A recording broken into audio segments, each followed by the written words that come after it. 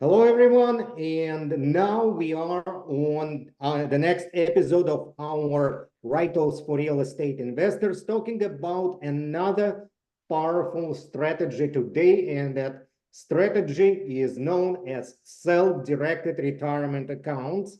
And I cannot have a better partner for this episode than Bernard, because his company happens to provide this very service.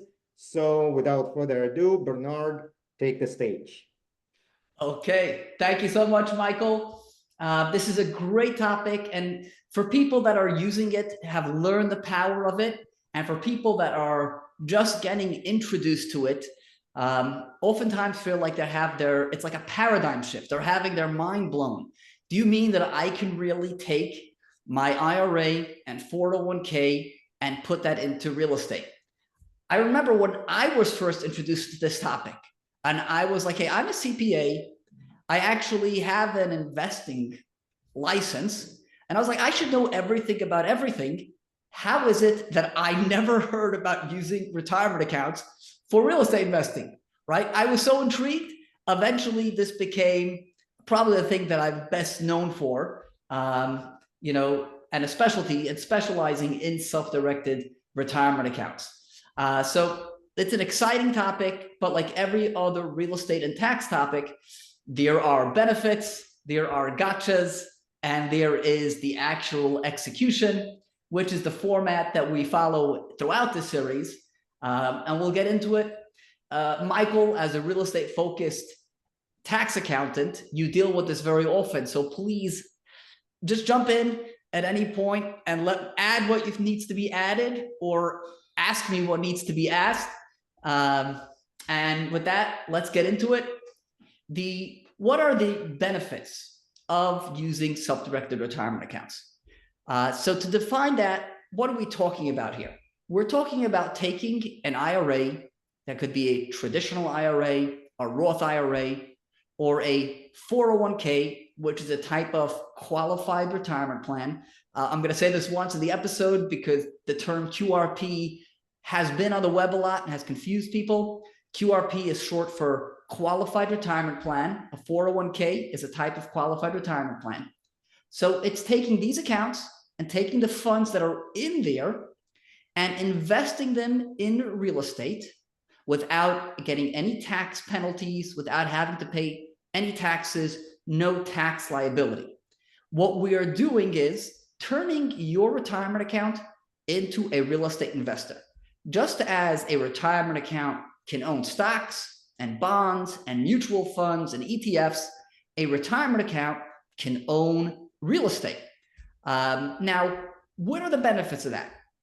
Depending on your investor profile and tax profile, there's an array of benefits that can be realized. The biggest benefit obviously comes from the financial power of real estate. So if you believe in real estate as an asset class, and we have clients that put their entire portfolios into real estate, they have had success with real estate and they want to go almost all in on real estate, or most of their portfolio is in real estate. Or if you're somebody that says, hey, I want to be diversified, because the truth is, every single financial expert will explain to you and will recognize that one of the major key concepts and components to a robust financial strategy is diversification. And acquiring real estate should be a part of that. So the driver of the success is real estate. And a self-directed retirement account lets you get that, to harness that power inside of an IRA.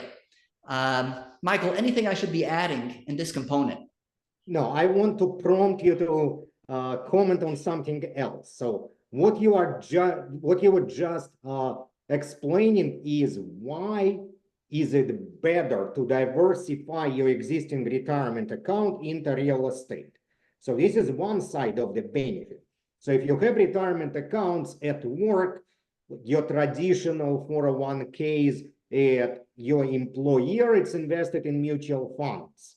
And the benefits of diversification is what you just talked about. So what we're comparing is IRA, which is not self-directed, against self-directed. Now, I want to look at that from a different angle. You can have real estate investments outside of retirement accounts, your traditional one, direct investments, and inside your retirement accounts, which is self-directed IRA. So how does those two venues of investing compare? Why would you want, because you can do real estate without retirement accounts. Why would you want to do it inside a retirement account? Excellent. And this gets to, I think this overlaps somewhat with the gotchas, with the next component of this. So the key thing to recognize when doing this is that when your retirement account owns real estate, you control it, you ultimately get all the benefits, but it's not you. The retirement account, in the eyes of the IRS, is its own person. Exactly. That guy says your retirement account is its own person. It's its own investor, its own taxpayer. Now, the benefits of this are obviously going to be in terms of long-term wealth accumulation, is when you have outside of a retirement account, you have to deal with taxes. And real estate, as we've been discussing throughout this series, has many powerful tax mitigation tools that can almost make your real estate tax-free. But it doesn't work for everybody. Again, reference the episodes about material participation, real estate professional tax status, and then it requires using 1031 exchanges and an array of tools. A retirement account does not pay taxes, whether it be a traditional or Roth, regardless, at least throughout the time that an asset is in the retirement account, it typically does not pay taxes. And the biggest enemy of long-term wealth accumulation and long-term compounding is any type of annual fee that you have to pay that eats away at your returns. And which is the biggest annual fee? Well, your financial advisor is a fee, and so is Uncle Sam. Uncle Sam has his fee. And if Uncle Sam takes a chunk out of your returns every year, that reduces your long-term compounding by thousands of percentage points. Graph it in Excel. It's astounding to see the impact of that over the long-term growth of a portfolio. A retirement account allows you to avoid paying that annual tithe, that annual fee to Uncle Sam, and keep growing that at a far accelerated rate. So that is the major benefit of retirement accounts, whatever you're using them for. Regardless of your asset class, that is the big, big benefit. So it sounds like a compelling argument to me. So the practical angle to that is this: I am an investor and I have a deal in my pipeline right now, and I'm going to buy this property and flip it. Okay. Do I want to do it in my regular non-IRA realm, like in the universe that pays taxes to Uncle Sam, or do I want to do it inside my self-directed IRA? And is that question a no-brainer? Because you just said, right, that if I do it inside an IRA, there is no tax. So does it mean that every time right now I have a deal, I want to do it inside self-directed IRA to avoid this guy? In many cases, yes, but your question was phrased very carefully, I assume, and it is in every case. Is it a no-brainer? And the answer, like everything else tax-related, there are no across-the-board rules, and there are no universal rules. So what are the things that you have to think about to determine, if we start that our default is, let's do this in the IRA because it's tax-free. So what are the gotchas? What are our next item? What are the reasons you would not want to do something inside of your IRA? And we're going to touch on this, but it's stuff that we must touch on, but it can get complex. But we're going to talk about two concepts very briefly.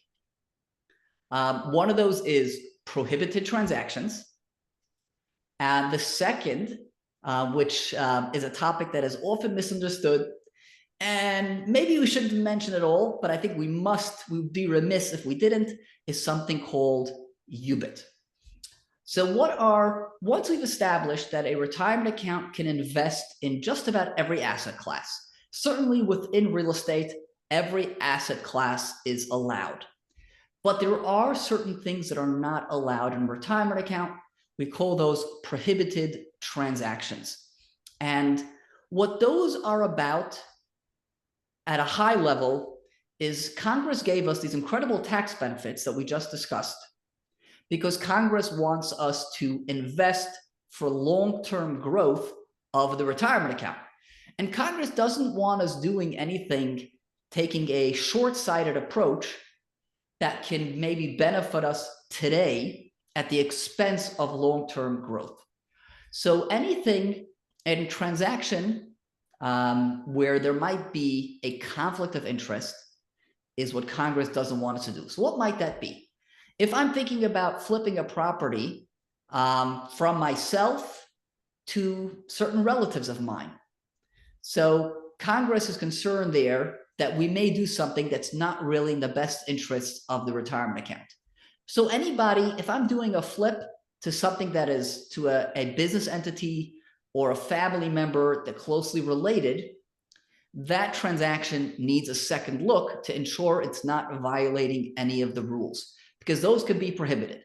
So to be clear, is a flip allowed? Yes, absolutely. These are not about asset classes or investment types. Every type of asset class and investment type is fair game, is eligible for your self-directed retirement account.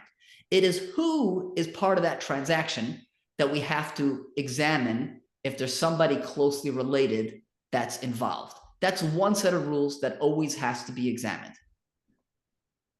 Anything else we should say? Like from my end, conversations that I often have with my clients talk about even more fundamental point that we were discussing right now. You were talking about dealing with people who are disqualified and cause those prohibited transactions. The more important point for me to start with would be, can I use the money? See, when I do a flip in my regular account outside of IRA, a lot of people start flipping as a replacement for their W-2 job. So instead of looking for the new one, they think is okay, I'm going to feed my family off of my flipping business. So I'm going to use that money that I generated from successful flipping or successful wholesaling or any other activities that remind the job. We talked about that in one of the early episodes, difference between flipping and long-term investing in rentals, right? So when I generate that income, when I sell the deal, I use that money to pay my bills, pay my mortgage, pay my food, pay everything else. Can I do that with self-directed IRA? So excellent. So you have to always view more than the tax, viewing it holistically, that is absolutely going to be problematic. Because any money that's in the IRA, like we mentioned, belongs to the IRA. Now you can take a distribution, but that would be a taxable event. And so long as it's the purpose. Exactly. Right. Although again, maybe get a little, so you can flip, you can make $100,000 on the flip and then take out $10,000. So there are ways to approach this, but the key thing is recognizing that so long as that's in the retirement account, it belongs to the retirement account. And unless you take a taxable distribution, the money in the retirement account is off limits and cannot be used to pay your bills, your vacations, your tuitions. It's got to be, it's kind of off limits, so long as it's in the account. Okay.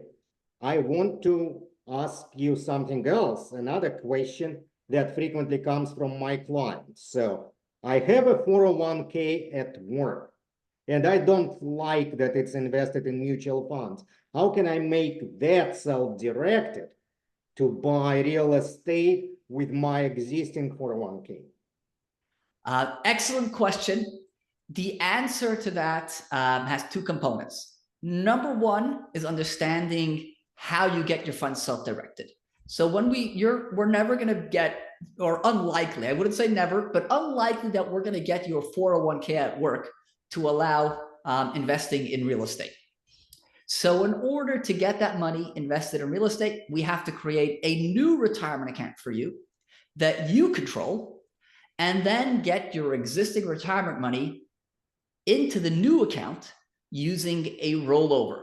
And a rollover is a non-taxable event where money is moved from one retirement account to another.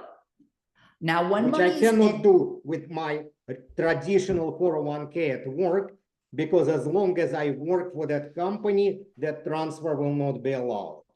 So that's the question number two. And very often, we can talk for an hour about all the rules. The bottom line is you're going to have to ask the retirement account administrator of that plan if the money is eligible for rollover. Typically, at a high level, if the money is in that plan, what is a rollover from another plan? Oftentimes, people work for employer A. Then they switch jobs and they roll from employer A to employer B. That portion of the money will remain rollover eligible. Okay. But it sounds too complicated. So what you said is okay. Ask, right? Yes. I'll repeat what you said. Ask the plan administrator. There is a great chance that you may not be able to do that with your 401k plan at your current job, unless you change jobs, but there is a chance that it might be. You mentioned something that you did not comment on. I will ask you that question, and then we will be wrapping up the episode. You mentioned something called UBIT. A few sentences about that, please. Yes. UBIT is the acronym for Unrelated Business Income Tax. What that means is all tax-advantaged entities, that includes IRAs, 401ks, Red Cross, United Way, in certain instances, they can be subject to tax. And there are two broad categories where that can occur. One of them is if you're engaged in an ongoing trade or business. So investments are great, but say you want to buy a gas station or a restaurant in your IRA. Guess what? You can do it. That is absolutely allowed. But being that that is not in the nature of an investment, it's in the nature of an ongoing business, that can be taxable even in a retirement account. So it's not against the rules. And in some cases, it can still be the smartest thing to do. But that's somewhere where you need to take a close look and say, is this worthwhile? Because I can actually have a tax liability inside of a retirement account. In the context of real estate, where this is most applicable, is flipping. Nobody knows the answer to this, but at a certain number of flips and a certain amount of continuity and regularity of flips, it can become a business that's constantly engaged in. Nobody knows how many that is. So conservative people do fewer flips in an IRA. Aggressive folks do more. But at a certain number of flips inside of a retirement account, those transactions can become taxable. And the second one, you said two different ways. Yes. And the second one is when there is the use of debt in a retirement account, which is very common in real estate. And I think it's important to talk about this because this topic is misunderstood because there are some folks in the industry that don't talk about it at all. And there are other folks that talk about it, but completely misrepresent how it functions.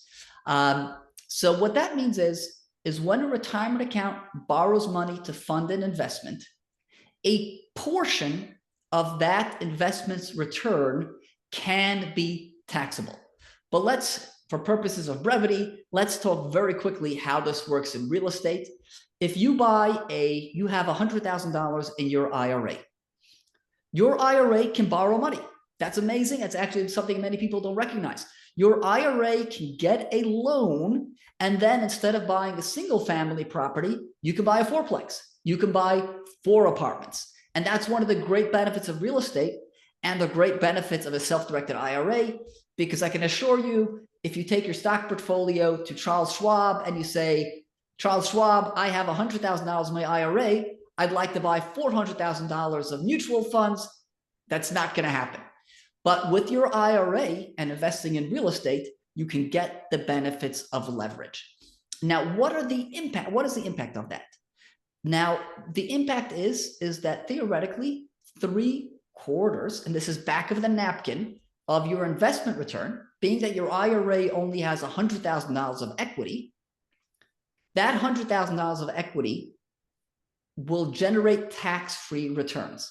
However, the portion of the return that is generated by leverage will be taxable.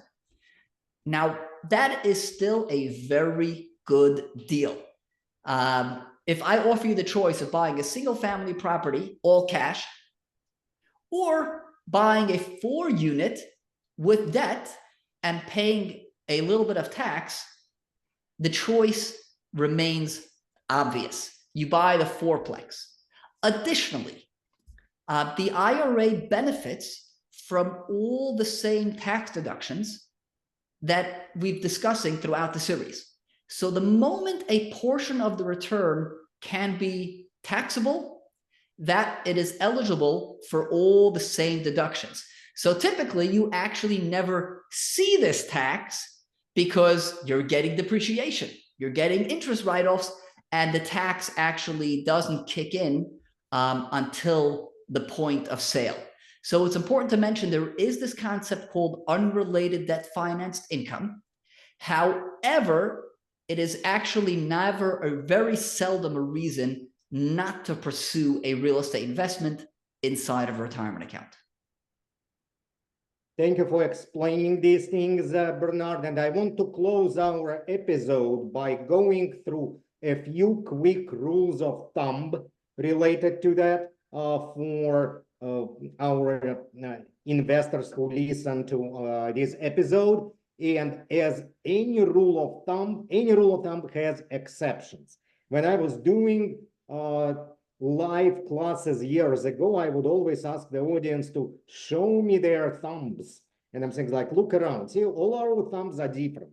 We cannot have a rule of thumb because the question is, whose thumb are we talking about? So that said, there are some rules of thumb. So first would be, okay, who can create self-directed retirement accounts? Basically, anybody who is eligible to contribute to retirement plan or anybody who can roll over in existing plans. Are there rules? Plenty. Explaining those rules would take us a couple hours. So when you are not sure, you need to talk to a professional specializing in that professional company, such as Reassure Company, which Bernard founded and operates. Second rule of thumb is which type of account we use, because there are so many retirement accounts. Again, we could spend 2 hours discussing all kinds of accounts that could be self-directed.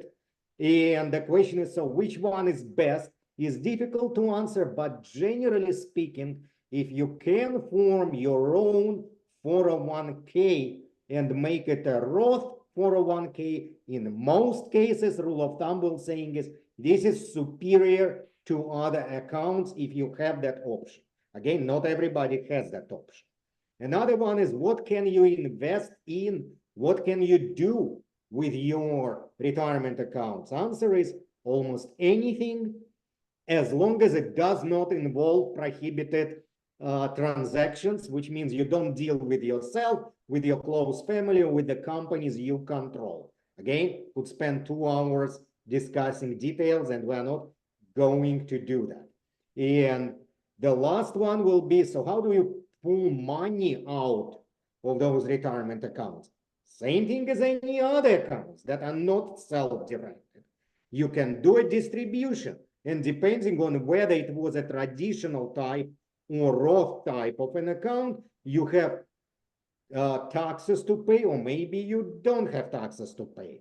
Again, rules are very numerous, very convoluted, and this is one of the areas where doing this without professional guidance is highly discouraged by tax professionals. So I recommend that anytime you are looking into doing investments in self-directed IRAs, your step one would be get in contact with a company who handles those accounts and avoid large financial companies that offer that option if they don't specialize in real estate, because you can walk into your bank and the advisor in the back of the lobby probably can tell you, oh yeah, you can open a self-directed retirement account right here at Wells Fargo. Sure. But the question is, the moment you ask is, so how do I buy real estate with it? The answer will be, I don't know. I need to check with my main office. So or more likely, you need to talk to people who do it every day, who know it in and out, like Reshore Bernard's company. And the last thing I'll mention, there are some investments that are very suitable for self-directed IRAs and some are not. Not that suitable are actually rental properties, in my opinion. Why? Because you have incredible tax benefits for rental properties outside of self-directed IRAs. So can you do rentals inside self-directed IRAs? Absolutely, but that usually is not the best option. What are better options? Some excellent options, not the only ones, but some excellent would be private lending out of your retirement account. You can lend money to other investors, cannot do it to yourself. That would be prohibited transaction, but you can do it to other investors.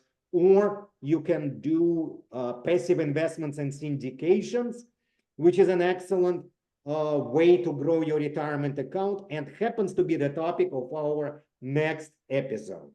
So on that, any closing comments, Bernard? I think I couldn't have said it any better than you. I think self-directed retirement accounts, as you mentioned, they are not a different area of the tax code. A self-directed IRA is just an IRA. It has all the rules that apply to every other IRA that we've ever encountered. And I think this is a great segue into the next topic of syndications of passive investments. See you on the next episode. Thank you guys for listening. Thank you, Michael. Thank you all.